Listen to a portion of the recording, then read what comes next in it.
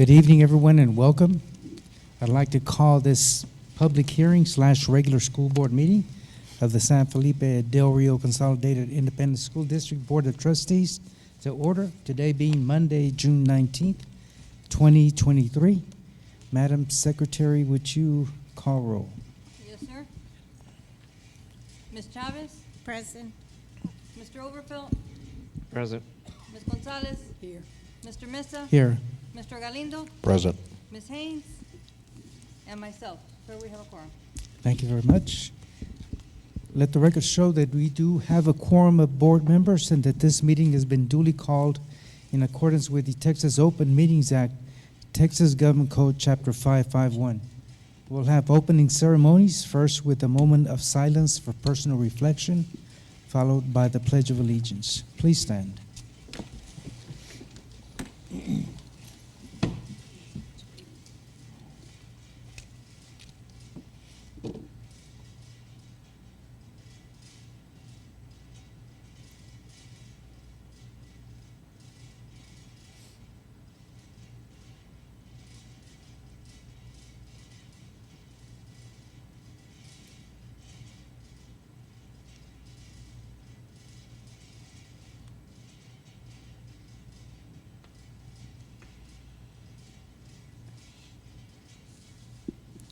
I pledge allegiance to the flag of the United States of America and to the republic for which it stands, one nation, under God, indivisible, with liberty and justice for all.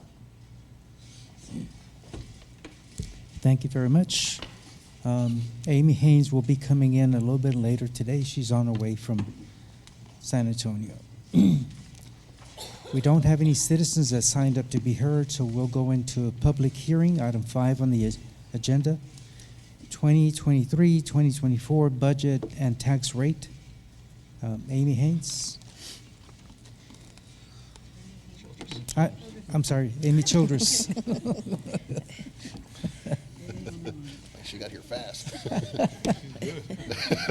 I'll let her do it. Good evening, President Mesa, Dr. Rios, and members of the board. This evening, I come to you to present a public hearing on our 2023-2024 executive budget. We will be covering three aspects of our budget. We will be covering our budget compliance, budget projections, which include our certified values and our attendance projections, and then as well as our executive budgets, which for this evening will be covering our general fund, our food service, and our debt service budgets.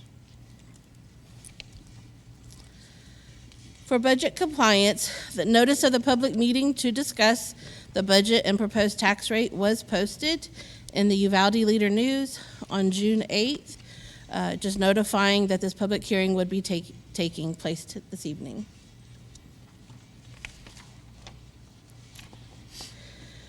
When we go into our budget projections, one of the main things to prepare our budget is for our property tax values. The board may levy, assess, and collect annual ad valorem taxes for the maintenance of the district schools. We will not be actually adopting our tax rate at this time. We will come back and do that in August. Currently, we have our preliminary tax values. We will receive our certified values in about a month, by July 25th. And at that time, we will then come back and look into our tax rate.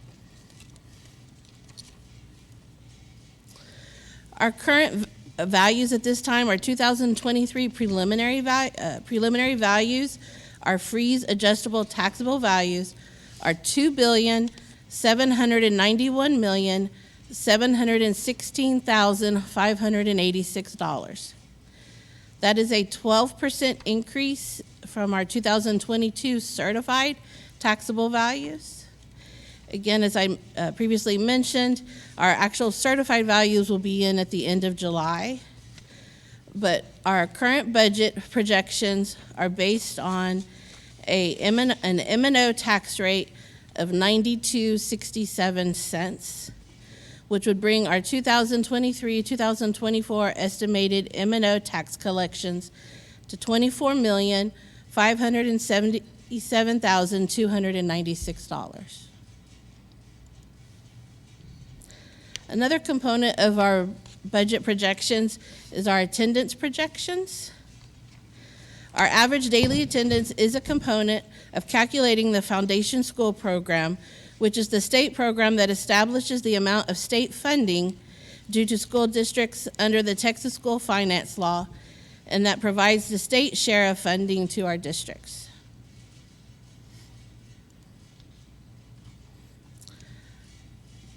Our enrollment provides the basis for staffing. However, our ADA is the basis for computing our state aid.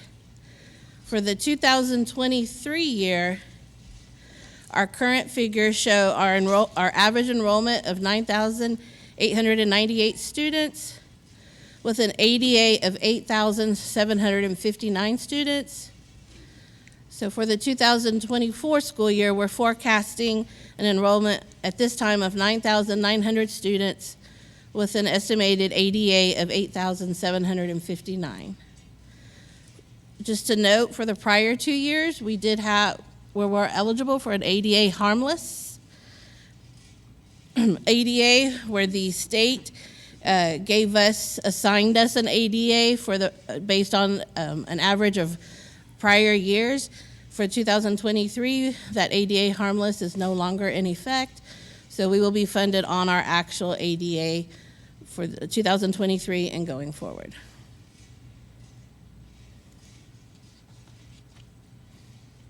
The first budget we're going to look at is our general fund budget. It is the main operating fund of the school district.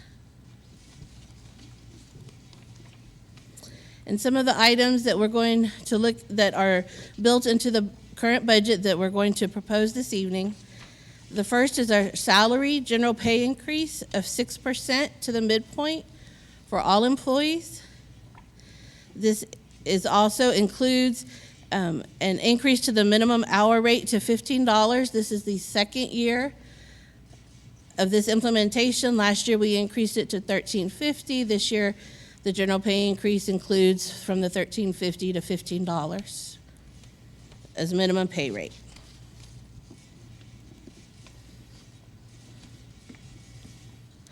Another area in our budget is our health insurance fund.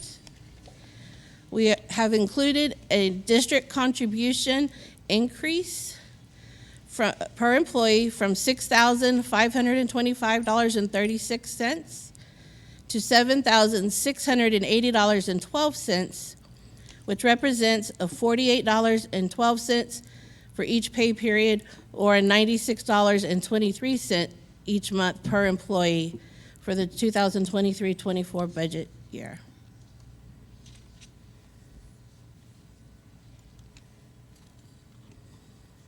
During our budget workshops that we've had, we've been reviewing and using our interactive workbook. And at this time, I would just this is a summary of the interactive workbook that the current budget that we will be bringing forward for adoption includes. Again, it's our general pay increase, a 6% general pay increase. Our personnel, we were able to reduce. We had vacancies and excess positions that were on the books. We were able to reduce that funding in the amount of a little over $3.5 million. The increase in our health insurance, it will be an increase on the district of $800,000 to our general fund. Construction budget, we have the security fencing at the Cardwell Elementary of North Heights. Operations, we have the HVAC replacement at Garfield and the annex buildings. And for technology, we have the HVAC for the server room.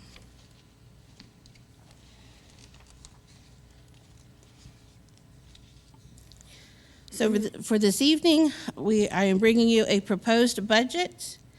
Our total revenues of $101,324,254, with a proposed expenditures of $108,198,014, which brings us to a deficiency of revenue over expenditures of $6,800,000 $873,760.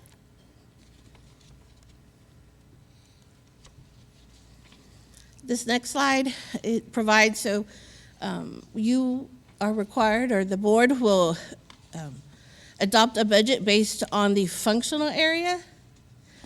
But this slide also provides based on the, the object areas. So again, the expenditures are $108,198,014. Just to show you, 82.9% of those expenditures are made up by payroll expenditures. 7.4% are for professional or contracted services. 3.7% of that budget is for supplies. 3.9% of that budget is for travel and miscellaneous expenditures that are not covered by these other categories. 2.6% of this budget is for debt services, and 0.4% is for capital expenditures.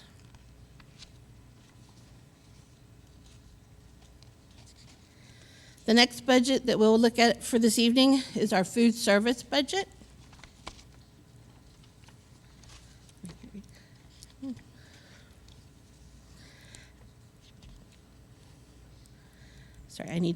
At this time, our total revenues for the food service budget are looking at $7,488,689, with total expenditures of $6,932,192, for an excess of revenue over expenditures of $556,497.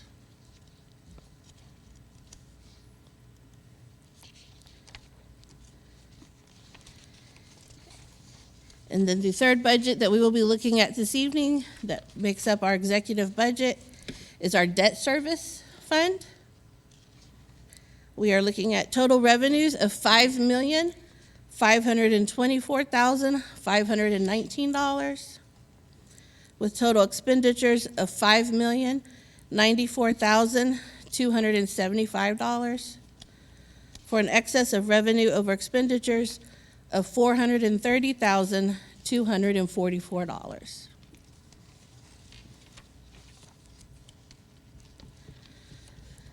These three budgets make up our executive budget. And just to recap, the first one we have is our general fund. Total revenue of $101,324,254, with expenditures of $108,198,014, which brings us a deficiency of revenue over expenditures of $6,873,760. However, we do have ESSER funding left in the amount of $5,500,000 that will be applied to that deficit. For the food service fund, we have revenues of $7,488,689, with proposed expenditures of $6,932,192, for an excess of revenue over expenditures of $556,497.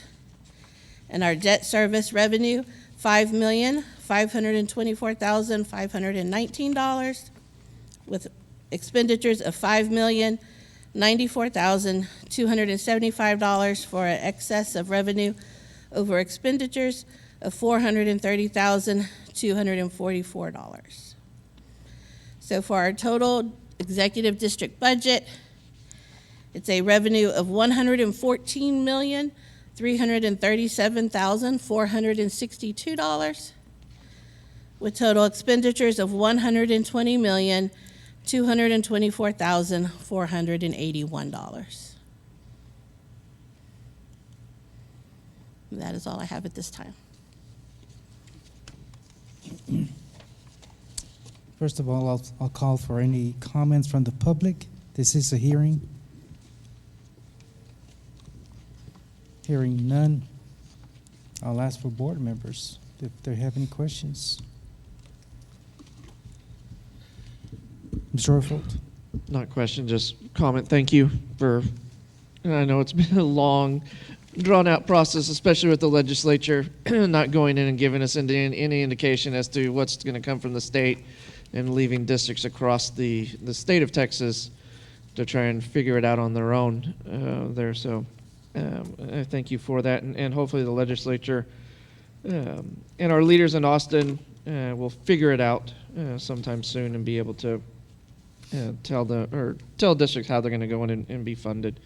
And there, so just want to say thank you for that. And I know maybe looking a year out or 2 years out as we have to do this again, depending dependent on funding from the state. There I know we're 6% is what's in the budget tonight as far as the general pay increase. I know some districts are doing a smaller percentage and also doing a what they call a what was the word?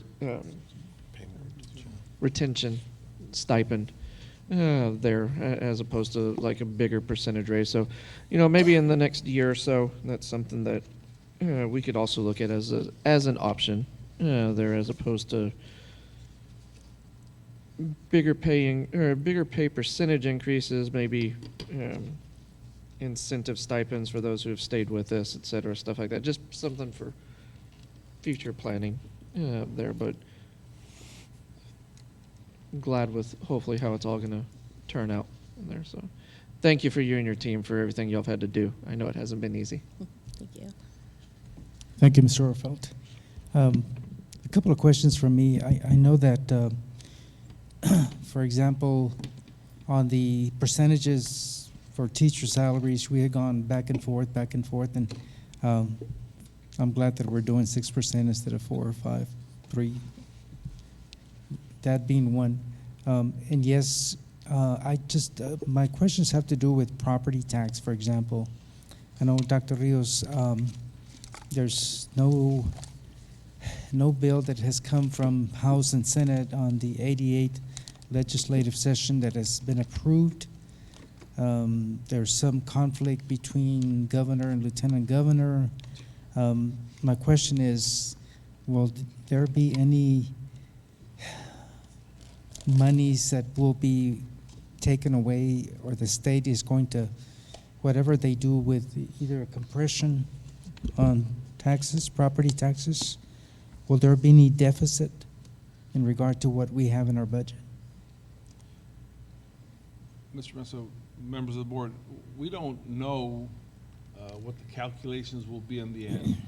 All we know is that in the trainings, the webinars that we've attended, we're told that they have enough money set aside to make us whole. So if they increase, for example, the homestead exemption, they'll come in and make up the difference with state aid. So whatever we don't collect in taxes.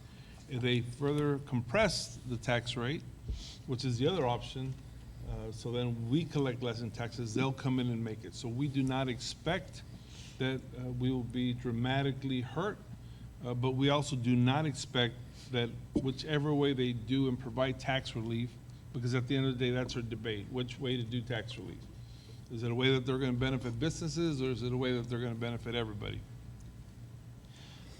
We don't expect that either way is going to hurt us, but we certainly don't expect either way to help us. Okay, that being one. The other one is, I know that we have a new school opening up, and under food service, we won't be able to allow free lunches and so forth. So will that be changed after 1 year? What is the amount of time? So we planned in our budget enough money to provide everybody at Ceniza Hills a free meal for 1 year in case we don't qualify. But I know that the SFE staff and Ms. Childress are still exploring that.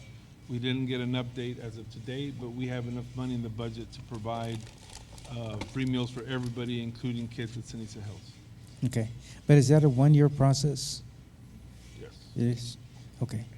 Okay, I just want to make sure that whatever we need to do, that we can start early and take in applications or whatever, just to survey the students. Anyone else?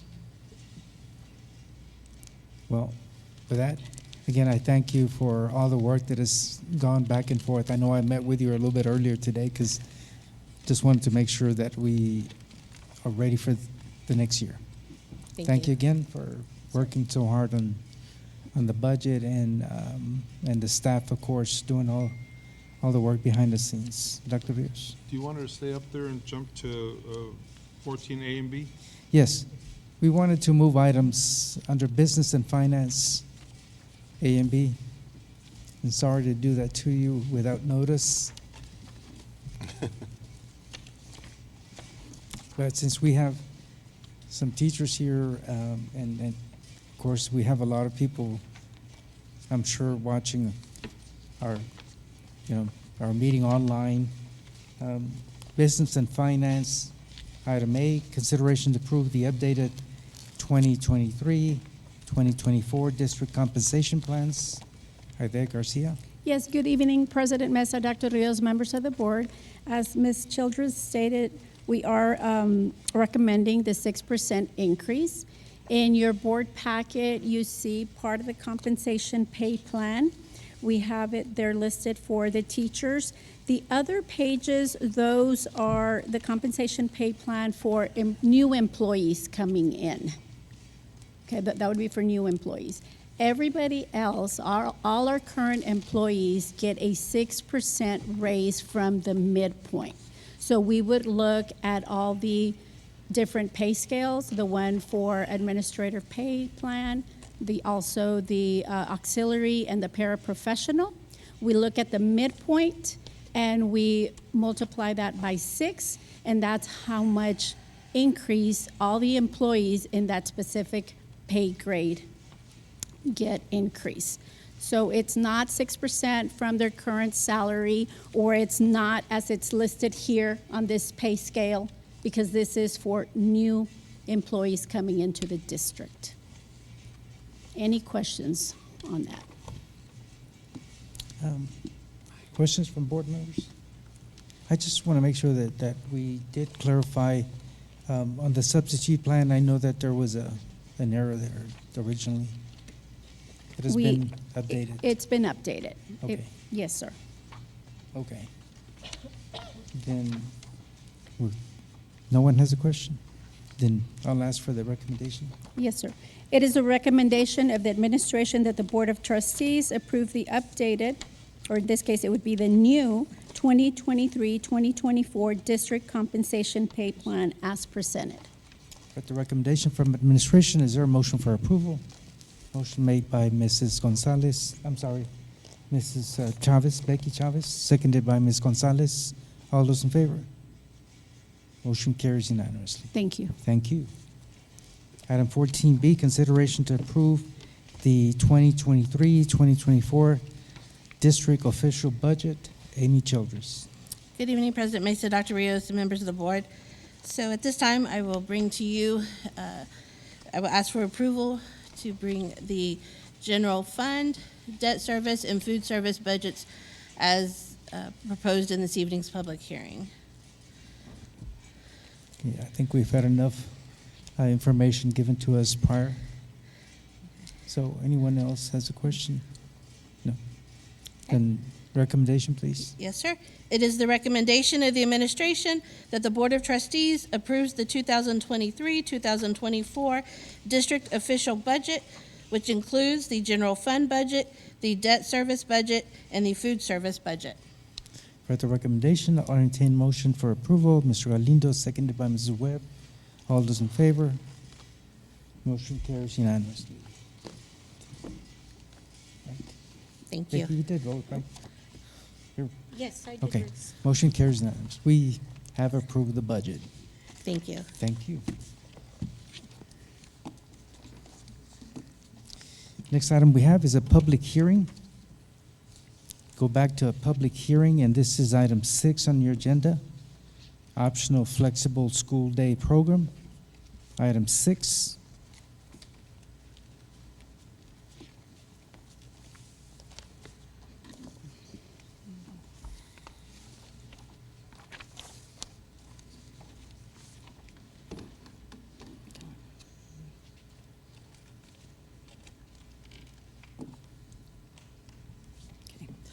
Good evening, President Meza, Dr. Rios, members of the board. I come before you tonight to present the 2022-2023 Blended Academy Optional Flexible School Day Program public hearing.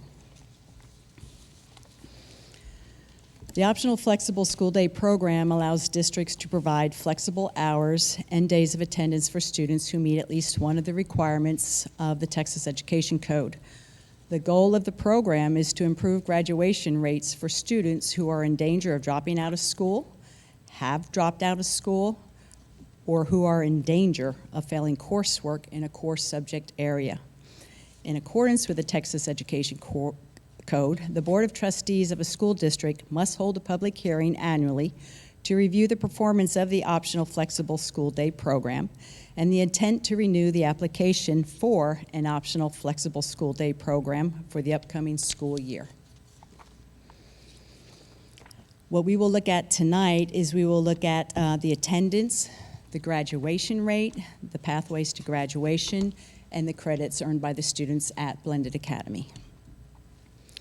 First, we'll look at our attendance. For this past year, the 2022-2023, the total eligible minutes generated by our Optional Flexible School Day Program participants was 269,086 minutes, which equates to 1,121.19 days. Pathways to graduation. The total number of credits earned by the students at Blended Academy was 1,319. Pathways to graduation. These are the end of course results for our Blended Academy students. We can see where they have gained tremendously in the U.S. history, whereas in other areas such as English 2, they did not have any passers at that time. Graduation rate. All total, the students at Blended Academy, there were 129 graduates for the 2022-2023 school year. The principal at Blended Academy monitors the campus program. The Optional Flexible Committee consists of the principal, a counselor, and selected teacher representatives. This committee selects students using historical data, which identifies students most in need of support. The committee focuses on developing and creating an individualized progress plan for each of the students that could benefit from this program. They monitor the students' individualized progress plan. The designated counselor and parent liaison monitors the attendance on a daily basis. There are also weekly reviews with the Optional Flexible Committee, which is the principal, counselor, parent liaison, reviews the student progress in the areas of attendance for credits, grades, behavior, and parent communication. As needed, they will adjust the student's individualized program plan. They continue to review, they continue to monitor. They work very closely with the students that are enrolled in this program, as well as all the students at Blended Academy. In accordance with Texas Education Code 29.0822, San Felipe Del Rio CISD intends to renew the application for the Optional Flexible School Day Program from the Blended Academy for the 2023-2024 school year.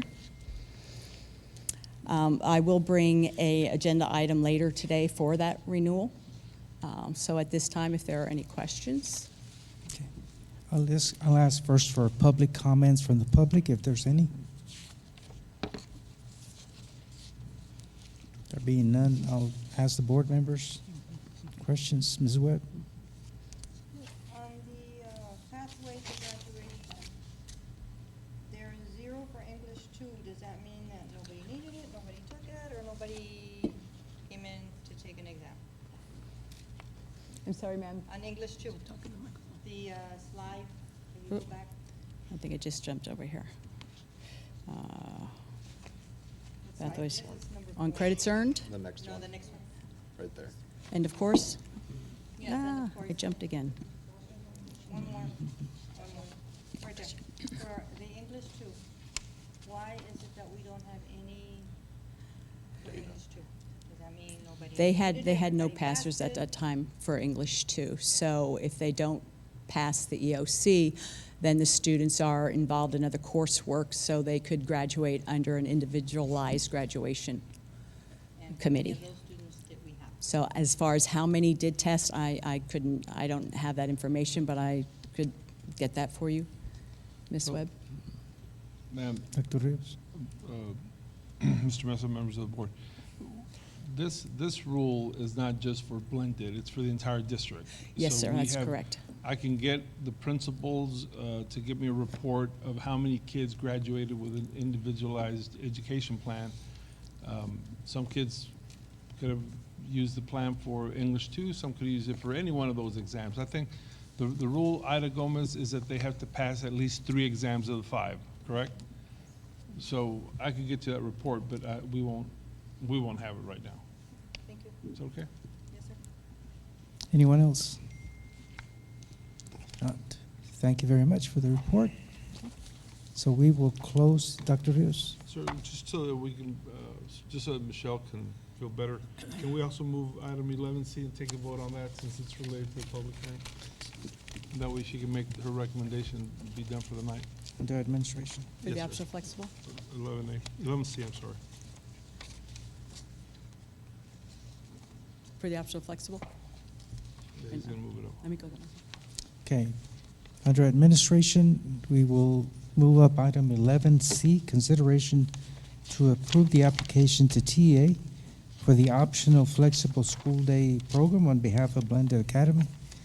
And I just want to say again that we did have the most students graduating this year, so thank you to all the staff and everyone that worked hard in accumulating the credits that these students need for graduation. So again, a program that is outstanding for students, especially if they have either dropped out or, again, have decided to not continue.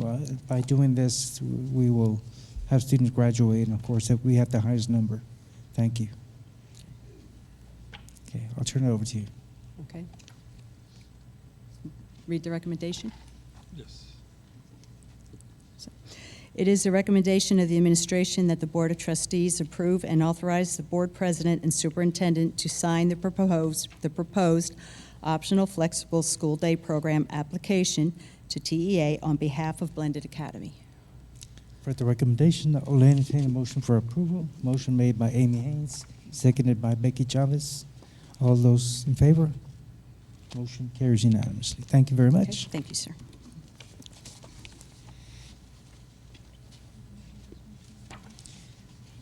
Again, we go back to, we'll close the public hearing. We will go back to the regular meeting of the school board. Under reports, item 9. First item we have is 9A, facilities and construction update. Hector Chapa.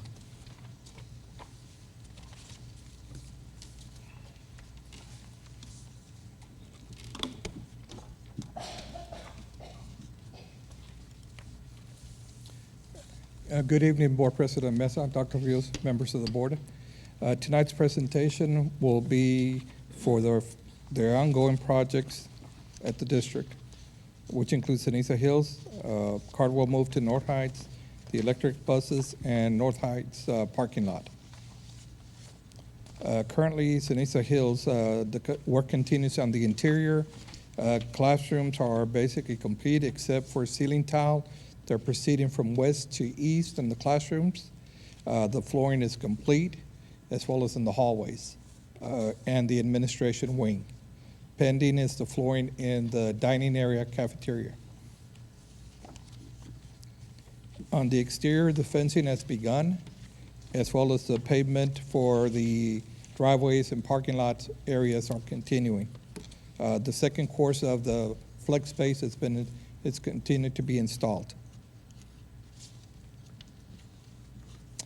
As far as the funding is concerned, the soft costs as well as the other costs associated with the project, we're still at hovering about $750,000 favorability. The school bus deployment, the electrical school buses, we're still pending the EPA to inform us of the dispersal of the funds. It's currently scheduled for latter part of this month. The cart will move to North Heights. Of course, the exterior painting has been completed. The additional circuits for the sinks has been completed. The portable sinks have been delivered and installed. It's ongoing. The toilet replacement is ongoing. It's approximately 90% complete. The only thing pending would be in the gymnasium. The interior painting, we're in progress. Pending is the library and the band hall area. Furniture is scheduled to be delivered next week, starting Monday of next week. The parking lot, the earthwork has been completed. This morning they started installing the new base material. The project is scheduled to be completed by the latter part of July.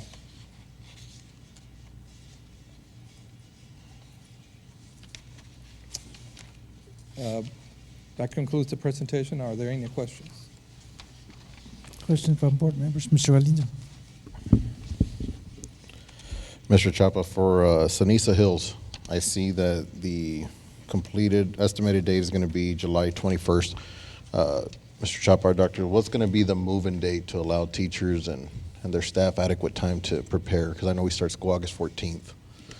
We asked, we visited with the contractor last Monday, I believe. And we shared with them that we would like to give the teachers their 1 week earlier than when the teachers report. Okay. So give them a whole week in advance. We're also working with Amy just to see if, to determine what we can pay teachers to come in and work a week early. If for those that want, some may want to set up the room just the weekend before school starts. Okay. I doubt that's the case. But they will have enough time? At a minimum, it'll be 1 week in advance. Okay. With furniture and everything already set up. Awesome, awesome.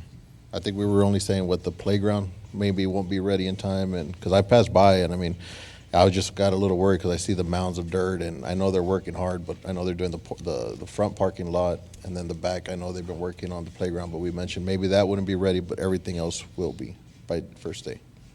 I think the playground is definitely going to be in different stages because the equipment that we ordered, it's going to be coming in late. We're probably going to have to stay off of it a while to let the grass grow. The other part, Mr. Chapa, that at least when we visited with the contractor, we agreed that the road that's going to be on the side, that may also be delayed, but it doesn't affect any of the operation. Okay. But that would be the only thing. Yeah, that was my other question. That road is that the Enchanted Way road that goes on the side? Yes, sir. Okay. All right. Thank you. Dr. Rios, a couple of things, a couple of questions on my behalf. As far as technology with the school, where are we with that technology? Mr. Donnie Weaver, who's doing most of the work there, he felt confident that they would be done well in advance, and then our crew's going to have to go in there and install the smart TVs and the other equipment that the teachers are going to use. But at least the infrastructure, Mr. Weaver felt very comfortable that they would be done well in advance. Okay. So do you think that everything will be up and running for opening of school? Absolutely, yes. We feel very confident. Okay. And my other question is, as far as the other road going to the highway, any word on that? No, but I will share with the board that we did have a conversation. I invited some of the investors from that area to come together and see if we could work out a deal where we would all contribute a little bit to building the road. And they haven't formally responded to my request, but they did unofficially share that it was a project that they were willing to move forward with. And that involves having the investors donate a tract of land to connect Ceniza Hills with Highway 90. But that's only the first step. So I don't want anybody to think it's a done deal. The next part is, after they say it's okay, then we have to work with TxDOT and just see what kind of permit they give us, because there is obviously a lot of flooding there in the area. And then after we do that, then we'll reach out to other taxing entities in the district, see what kind of joint project we can do. Okay. Mr. Chapa, we don't have any work orders in regard to the other reports that we normally get. No, Mr. Mesa, in the summer, we don't have teachers in the classrooms for the most part, so we're allowing the maintenance department to reprioritize some of the work that has to be done to get some of the buildings ready for school, but we'll continue that in August. Okay, That's okay. okay. Anyone else? Thank you so much, sir. Thank you. Thank you. Next report we have is item 9B, Term 6 Attendance and Discipline Report. Michelle Smith. Do y'all have any questions, Mr. Mesa, or would y'all want Michelle to go through the presentation? Just double check here.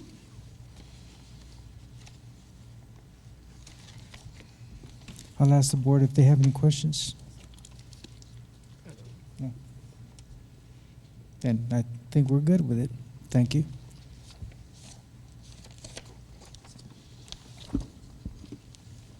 Next report we have is item 9C, update on innovative programs. Dr. Sandy Garza.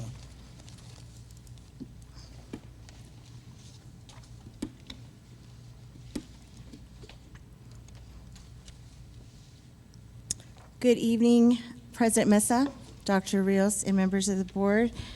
I'm here today to provide an update of all the hard work that has been coming together to get our new innovative academies launched for the 23-24 school year. As we know, these are 3 major academies, starting with dual language, welcoming a cohort of kindergartners. They will be at Buena Vista and Lamar Elementary. We have the STEM academies, welcoming cohorts of kinder and first graders at Ceniza Hills, Dr. Fermin Calderon, and we're also working hand in hand with Robert Bobby Barrera, STEM Magnet. And then we have a new academy at San Felipe Memorial Middle School called New Tech Middle School, and it is welcoming their first cohort of 6th graders. So together with the academy teams, their principals, we have hit the ground running, trying to achieve all the things that we laid out on a timeline, starting with our goal to finalize teachers. And you can see all the different tasks that we associated with that milestone.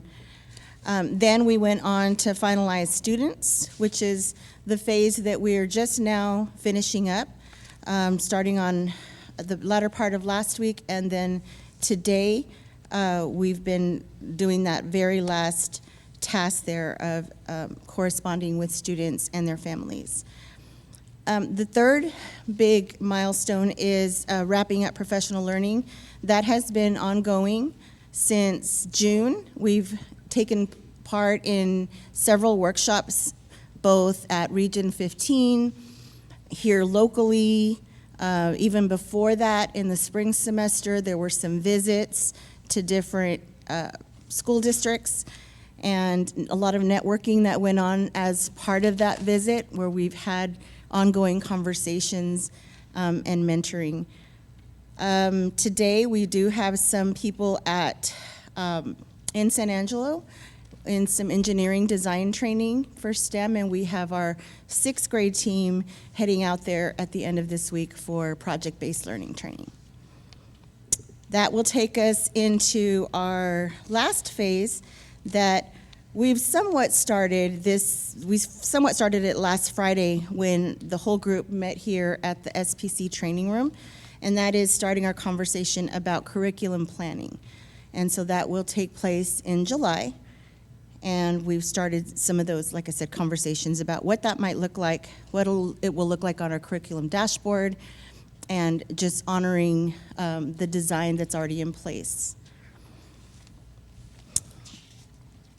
Part of our first phase included recruiting teachers to all our academies, and so that was a process. And I'm glad to say that even as recent as this afternoon, we did meet our 100%. Lamar was able to decide on one of their the one teacher that they were needing there, so they're following that process to finalize that recommendation. We do have one more, I apologize, not 100%. We have one more still pending at San Felipe Memorial. So we're almost there with staff. Students, this is our current count, and this is based on the student survey that was sent out in the spring semester. We have been taking that survey and working closely with People Services so that they do the necessary processes to get them rostered into their appropriate academies and campuses. So this is the current count. At Ceniza Hills, 57, Calderon, 58, Buena Vista, 12, Lamar, 13, and New Tech Middle School, 110. Overall, I think dual language has been one that's been taking a little bit longer, so it's a mind shift struggle. We've been reaching out to parents, to families. Our principals have done a tremendous job making that interaction very personal, and we're still met with the kind of the mindset that has been in place, like no Spanish, no Spanish. So it's going to be a process, but we're determined to continue educating our community so that we can shift that. Parent nights, I mentioned a while ago that latter part of last week and on through this week, parents have been getting, students have been getting their welcome letters from the different academies. And in that welcome letter, they have been notified about upcoming parent nights. So those start as early as, this is my first one. Yeah, they'll be taking place next week. Some of them at campuses and some of them here at SPC. Dual language, June 29th at Buena Vista, Lamar, June 27th at Lamar. Elementary STEM will hold their parent night here at SPC, June 28th, and New Tech Middle School here at SPC, June 26th.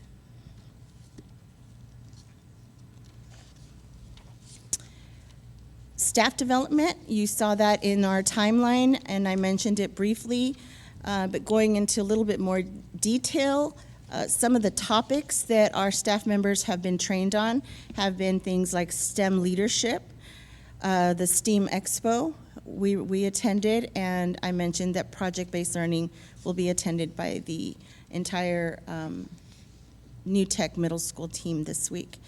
Here locally, we've had 2 weeks here at the SPC training room where we've done different activities, not only getting acquainted with STEM, engineering, putting ourselves in the shoes of students to truly understand how this is going to be different from a traditional lesson. And so there's been some team building woven into that as well, some visioning. There was some mentoring this past Friday where we had breakout groups and we connected each of the academies with some experts so that they could mentor them through the process. And then we also took a look at some available resources. Coming up next is curriculum writing and correlating our existing resources to our curriculum units. So we have scheduled our STEM Academy for July 18th through 20th, Dual Language July 18th through 20th, and New Tech Middle School July 17th through 21st. The commitment that the whole team was in consensus of was rewriting traditional rules of learning to empower diverse scholars to become innovative and collaborative leaders of the world, today, tomorrow, and the future.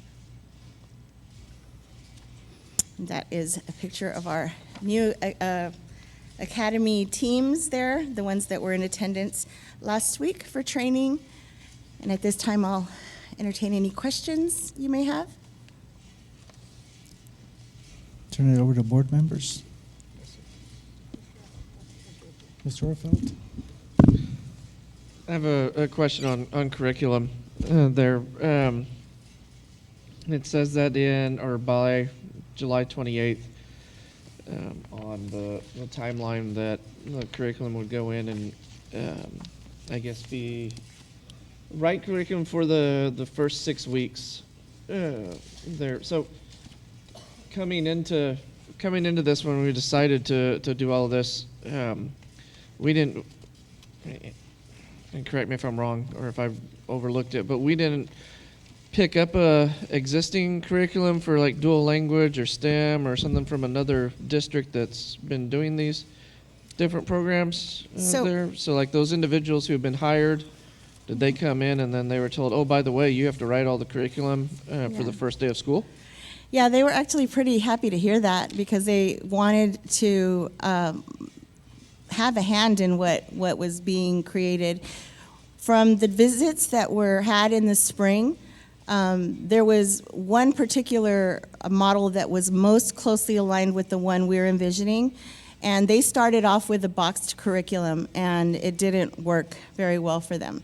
And so their recommendation was try to take what you have and try to build from there. And so far, the teams that we've worked with are really eager to do that.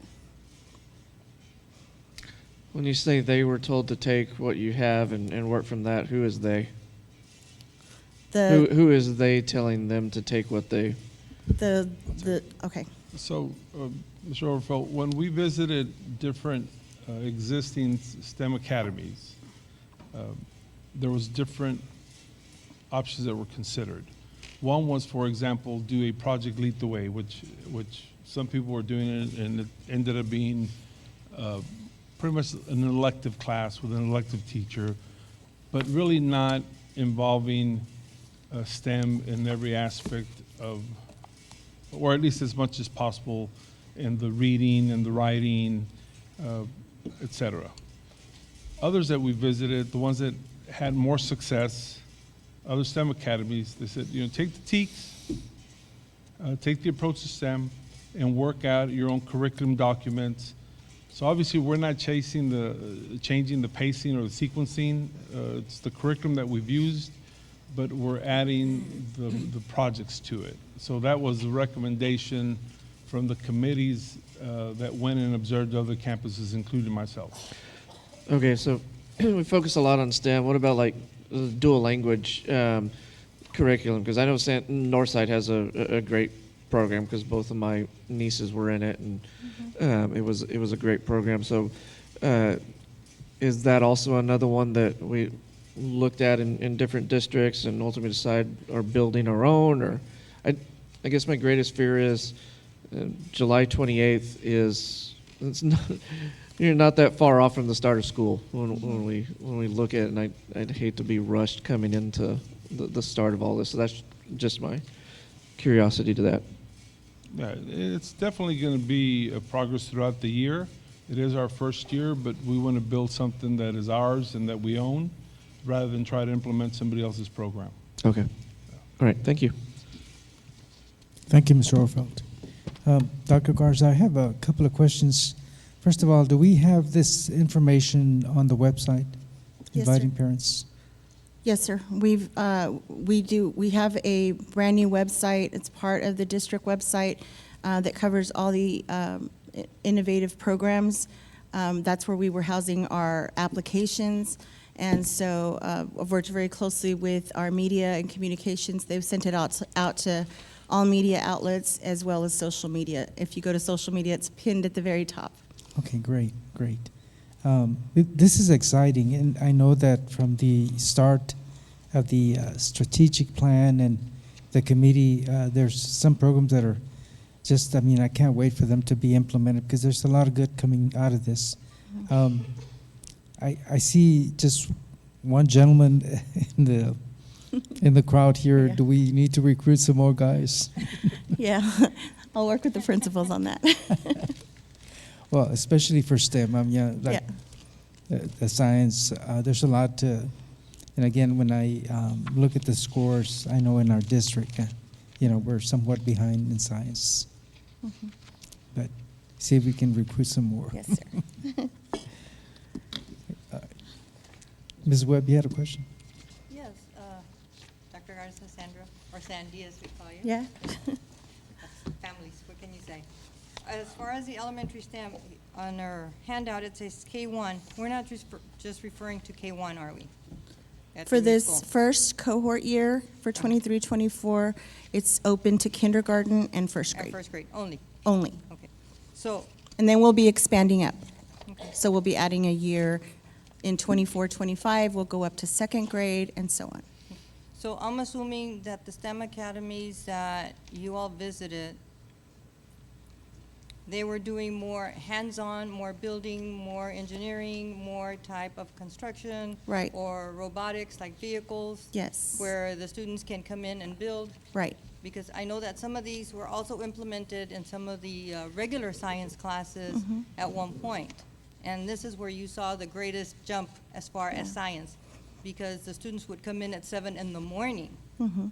and along with their classrooms, they were working on some of the STEM, Right. science, technology, where they had to analyze and measure and calculate and figure out, is it going to work, is it not going to work? Yes. And again, introducing the teams. Is this the approach that we're looking at in developing our STEM program? Yes. I can say for both new tech and for STEM, that is very much the approach we're taking. We're really looking at the 4 C's, collaboration and critical thinking and creating. So we're really moving in that direction. We've also had a lot of conversations about interdisciplinary units, where there's a theme that is pushing the unit, or children's literature pushing the unit, some sort like that, so that it'll be more interdisciplinary, more real world. Because I know that there are a lot of construction individuals out in the community, and that are willing to come in and also work with us and collaborate with us and build things together. And sometimes they would even build the models for the students where they just have to work on them and connect them and make sure that they are functioning if they're building a car, for example. Right. And they can build them out of connects, they can build them out of all of this stuff.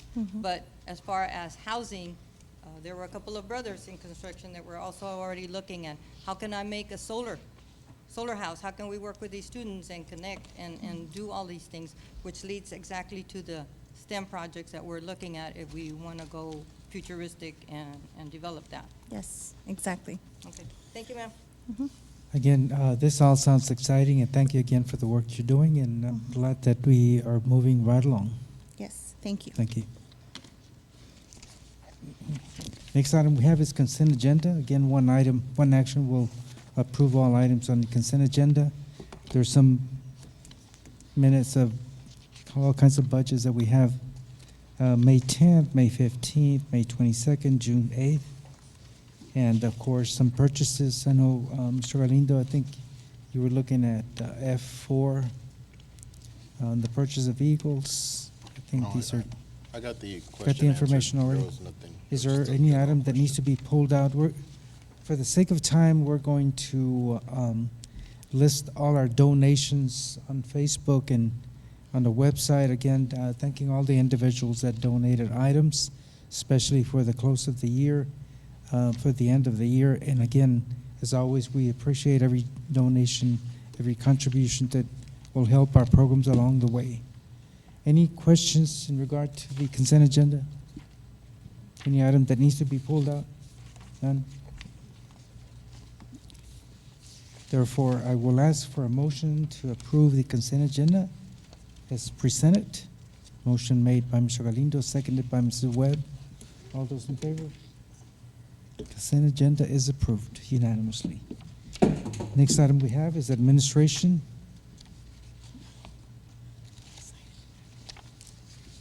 This one wants to make some noise.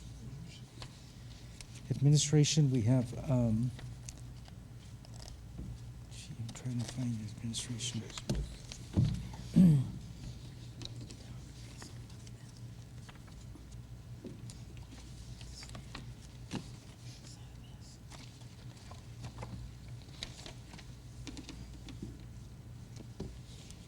is it? Either I'm just missing a page here or what?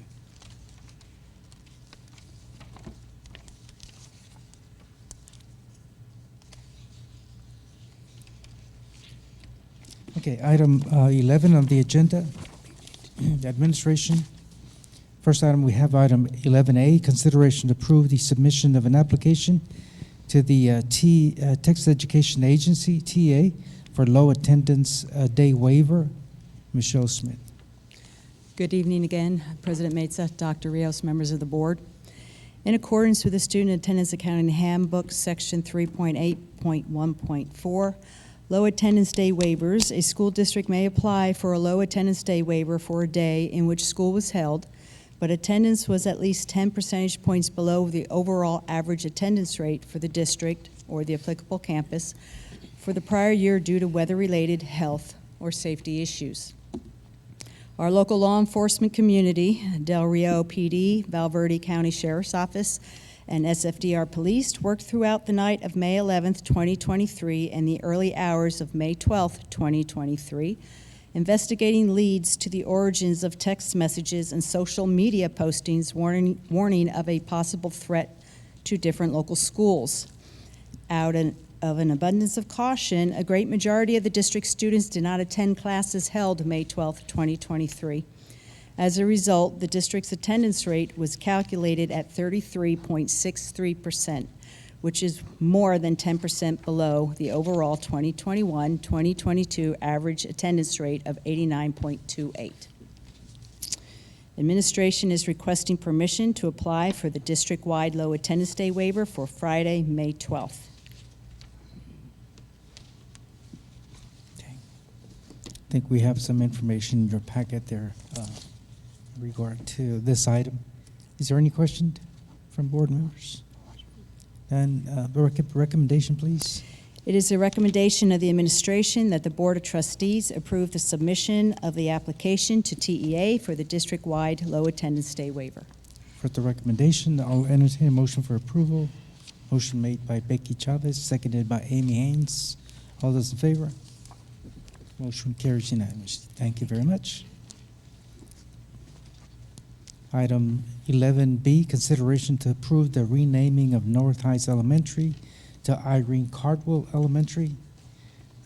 We visited this item last week, item 380, or page 383.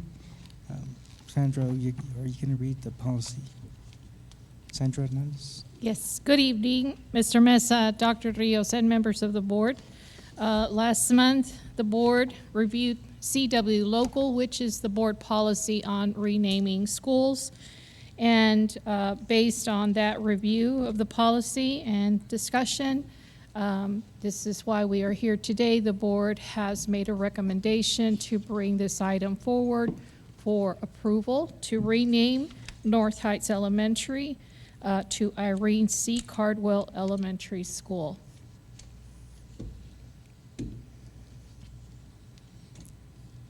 Any questions from board members? I think everybody remembers this.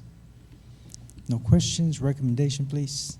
Yes, sir. It is a recommendation that the San Felipe Del Rio CISD Board of Trustees approve the recommendation to rename the North Heights Elementary School to Irene C. Cardwell Elementary School and to retire the Irene C. Cardwell name from the former campus. For the recommendation, I'll entertain a motion for approval. Ms. Gonzalez made a motion. Is there a second to the motion? Mrs. Webb? All those in favor? Motion carries unanimously. Thank you very much. Thank you. Next item we have is item 12A, consideration to approve submission of application for the 2023-2024 ESSA Consolidated Federal E-Grant application for federal funding to the appropriate headquarter authority as presented. Ida Gomez. Good evening, President Mesa, Dr. Rios, and members of the board. As we do each year, we have received our planning amounts under the Every Student Succeeds Act, the ESSA federal funding, you'll see that for Title I, Part A, they're proposing an award of $3,421,576. Title II Migrant is currently servicing 212 migrant students. The award is $157,908. Our Title II Part A, which includes our training and our PD for the entire district, is $497,594. Our Title III, which is our bilingual LEP grant, is for $191,745. And our Title IV, which has only been around for 3 years, is our rural funding grant, and that's just to help students with social, emotional, and academic learning, and that comes in at $266,149 for a total of $4,534,972. So we come before you tonight to ask for your approval for us to go ahead and submit that we are in accordance with these amounts under the e-grants. Any questions? Questions from board members that appears in 397 on our board book? Any questions? Hearing none. Recommendation, please. Yes, sir. It is the recommendation of the administration that the Board of Trustees approves the submittal of the ESSA Consolidated Federal E-Grant application in the amount of $4,534,972 for funding of the federal programs to the appropriated headquarter authority for the 23-24 school year as presented. You've heard the recommendation. Is there a motion for approval? Motion made by Mr. Orfeld, seconded by Amy Haynes. All those in favor? Motion carries unanimously. Thank you. Thank you.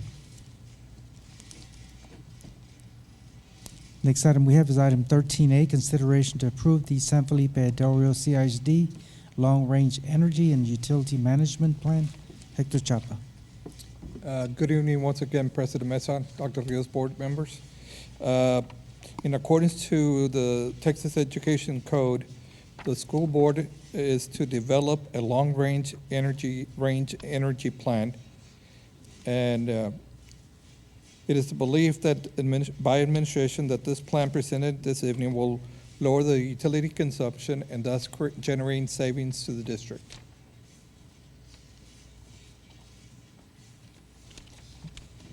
Are there any questions related to this plan?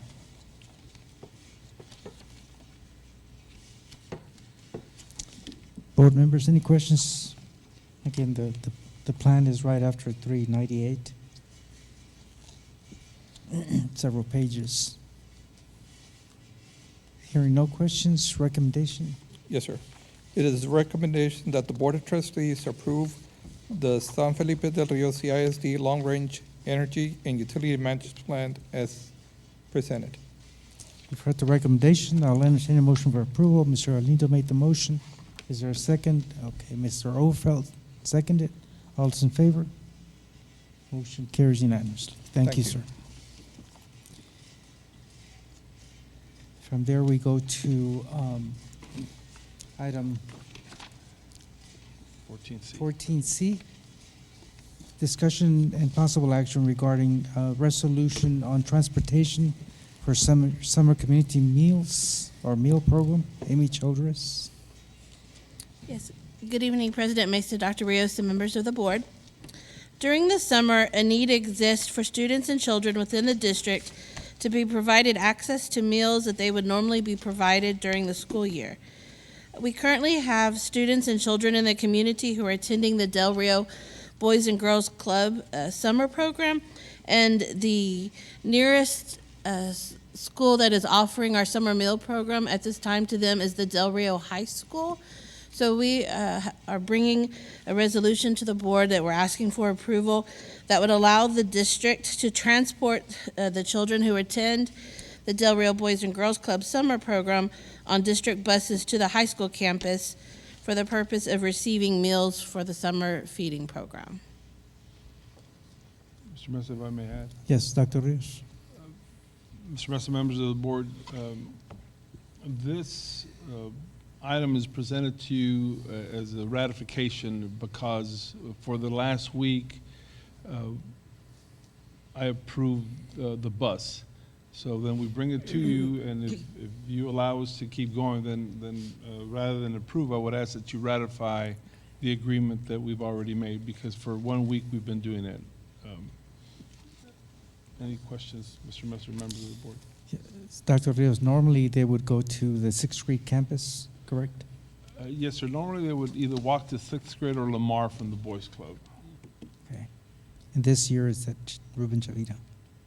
Yes, sir. So it's a little bit of a ways for them to walk. So busing them to the high school is the easiest thing to do. Okay, sure. Any questions from board members? If none, the recommendation, please. Yes, Mr. Mayor. It's the recommendation of the administration that the Board of Trustees ratify the resolution allowing the district to transport children attending the summer school program at the Del Rio Boys and Girls Club to Del Rio High School campus to be served by the summer community meal program. Okay. You've heard the recommendation. Is there a motion for approval? Amy made the motion, seconded by Becky Chavez. All those in favor? Motion carries unanimously. Thank you. Thank you. All right, next item we have is item 15, Human Resources Discussion Possible Action to approve employee job descriptions and evaluation forms. Aide Garcia. Good evening again, President Mesa, Dr. Rios, members of the board. In your packet for consideration, we have several job descriptions which need to be updated. The first one is Title I Coordinator.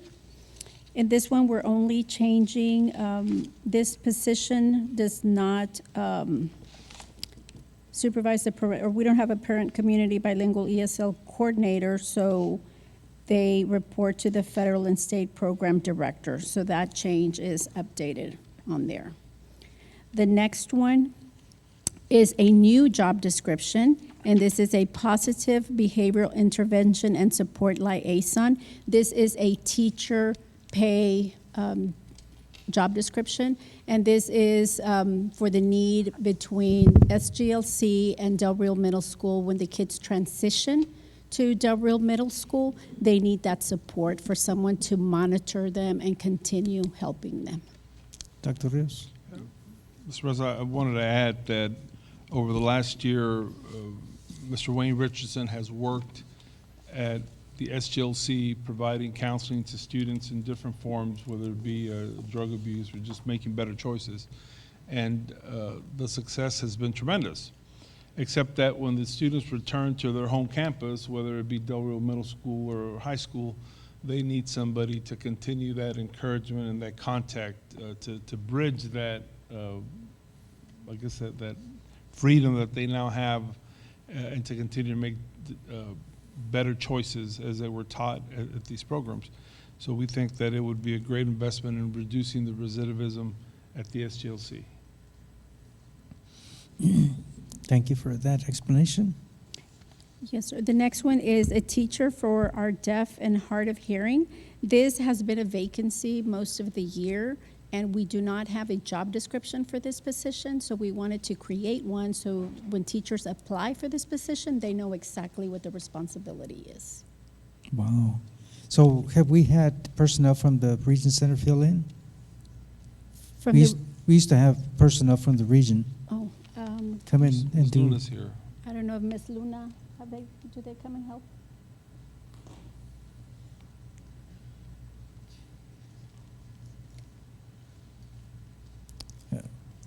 Hello. Good The evening. question is, we used to have personnel from Region 15. Yes, work. and I believe the vacancy that Mrs. Garcia is referring to is the current VI, the deaf and hard of hearing. We do have it filled. It is Donna Kelly, and the region does support. They do send someone to work with these students? This one is currently filled. Oh, The VI is the one that is a vacancy. It was currently filled by Mrs. Ramirez Bridges, but that's for the visually impaired, the deaf and hard of hearing. We do have it filled, and it's Donna Kelly. Okay, She's currently employed. okay, thank you. So then for this one, like that, they know what the responsibilities are for this one. And then the next one is, this is not a new job description, but we're bringing it back, which is the Special Population Administrator. And we're just bringing it current. On here, it stated that this individual needed to be certified in PADAS, which we know that that's obsolete. Now we have the T-test. So we're making that change. The next job descriptions are for food service. The first one is food service supervisor. And now because we do have our food service management company, which is FSC, they do a lot of the responsibilities for the for the nutrition. So we're removing those responsibilities from the food service supervisor. And you can see that all of that is in red where those responsibilities have been removed. The next one is food service budget clerk. And again, we want to align this to exactly the job that they're doing. So like this, when they get evaluated, they can align to their responsibilities. Next is the food service manager. We're including that this reports to the food service management company. Since previously we had a director of food service and this just has not been updated, so we're bringing it up to speed. And the next one is the assistant manager for food service as well. And if you can see on that one, there's also not a lot of changes. The only thing is under working conditions. We wanted to mimic this with our custodians to make sure that if they do get hurt, that they're able to come back, that they have to be able to lift the 10 to 15 pounds often, 15 to 20 pounds frequently, and then 25 pounds occasionally. Because we want to make sure whatever guidance or recommendations the doctor gives them, that they're able to come back with that. And those are the only job descriptions that we have tonight. Do you have any questions on those? Question from board members? Mrs. Webb? Yeah, Ms. Garcia, would you elaborate a little bit more on the positive behavior intervention and support liaison? Because I know it's a social worker that we're looking for, but they have to report to the student guidance and learning center principal. So is this person one of those individuals that will be traveling from Del Rio Middle School to 7th grade, to 6th grade, to 9th grade, to high school? Yes, ma'am. That's correct. They'll work with Mr. Richardson. No, I was looking at him to remember his name, Mr. Rodriguez, and Mr. Richardson, and they'll have certain days or half days assigned at each campus depending on who has the highest number of kids returning to the campus. So sometimes it'll be one grade level versus the other, but that'll work directly with them. Okay. So I guess in their education and certification, we just have a bachelor's degree in social work. Can it also be a a degree in counseling? But we're not specifying, we're just saying we're looking for someone in social work. Right, and that's why I guess they said preferred, because as long as it's related to something like that. Yes, anything related. Thank you. Anyone else? Hearing none. Recommendation, please. Yes, sir. It is the recommendation of the administration that the Board of Trustees approve the employee job descriptions and evaluation forms as discussed. You've heard the recommendation from administration. I will entertain a motion for approval. Motion made by Ms. Gonzalez, seconded by Mr. Galindo. All those in favor? Motion carries unanimously. Thank you very much. Thank you. Okay, the time is 7:19 p.m. We're going to go into closed session pursuant to policy 551.074 and 551.071. If any action is required on any item discussed in closed session, it will be taken upon reconvening into open session. We're now in closed session. Okay, the time is 8:48 p.m. We're reconvening to open session. No action was taken in executive. We're down to item 19A, consideration to approve the personnel report to include the following: new hires, district vacancies, retirements, resignations. Ade Garcia. Good evening again, President Mesa, Dr. Rios, members of the board. It is the recommendation of administration that the Board of Trustees approve the resignation, vacancies, and following new hire. Karina Peña, pre-kindergarten teacher, Irene Cardwell. Maria Perez, pre-kindergarten teacher, Irene Cardwell. Roxana Trevino, third grade teacher, Lamar Elementary, and Josue Gonzalez, choir teacher, Del Rio High School. For the recommendations, is there a motion for approval?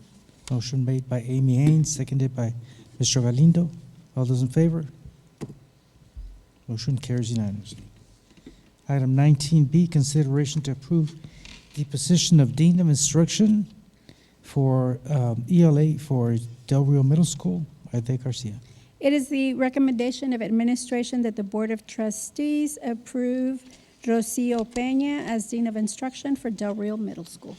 You've heard the recommendation from administration. Is there a motion for approval? Motion made by Mr. Orfeld, seconded by Becky Chavez. All those in favor? Motion carries unanimously. Item 19C, consideration to approve the position of Special Populations Administrator for the Special Ed Department, Aide Garcia. It is the recommendation of administration that the Board of Trustees approve Kimberly Ross for the Special Population Administrator at Annex 4 Special Education. You've heard the recommendation. Is there a motion for approval? Motion made by Mrs. Gonzalez, seconded by Amy Haynes. All those in favor? Motion carries unanimously. Item 19D, consideration to approve the position of counselor for Del Rio Freshman School, Aide Garcia. It is the recommendation of administration that the Board of Trustees approve Ana Laura Herrera as counselor for Del Rio Freshman School. For the recommendation, is there a motion for approval? Motion made by Becky Chavez, seconded by Mr. Orfeld. All those in favor? Motion carries unanimously. 19E, consideration to approve the position of counselor for Special Education Department. We'll table that, sir. Oh, that's going to be tabled. Okay. Item 19F, consideration to approve the submission of TA applications for assistant principal certification waivers.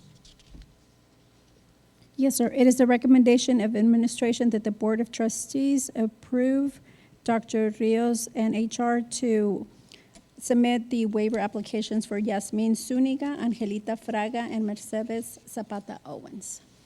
For the recommendation, is there a motion? Motion made by Mr. Galindo. Is there a second to the motion? Motion made by Mr. Orfeld. All those in favor? Motion carries unanimously. Item 19G, consideration to approve the position of assistant principal for Lonnie Green, Aide Garcia. It is a recommendation of administration that the Board of Trustees approve Yasmin Zuniga as assistant principal for Dr. Lonnie Green Elementary. For the recommendation, is there a motion for approval? Motion made by Mr. Galindo. Is there a second to the motion? Mr. Orfeld. All those in favor? Motion carries unanimously. Item 19H, consideration to approve the position of assistant principal for Ruben Chavira Elementary, Aide Garcia. It is a recommendation of administration that the Board of Trustees approve Mercedes Zapata Owens as assistant principal for Ruben Chavira Elementary. For the recommendation, is there a motion for approval? Motion made by Mr. Orfeld, seconded by Mr. Galindo. All those in favor? Motion carries unanimously. Item 19I, consideration to approve the position of assistant principal for Lamar Elementary, Aide Garcia. Yes, sir. It is the recommendation of administration that the Board of Trustees approve Angelita Fraga as assistant principal for Lamar Elementary. For the recommendation, is there a motion for approval? Motion made by Becky Chavez, seconded by Mr. Galindo. All those in favor? Motion carries unanimously. Thank you. Thank you. There being no other items on the agenda, is there a motion for adjournment? Mr. Galindo, seconded by Mr. Orfeld. All those in favor? Motion carries unanimously. We are adjourned. Thank you, and good night, everyone.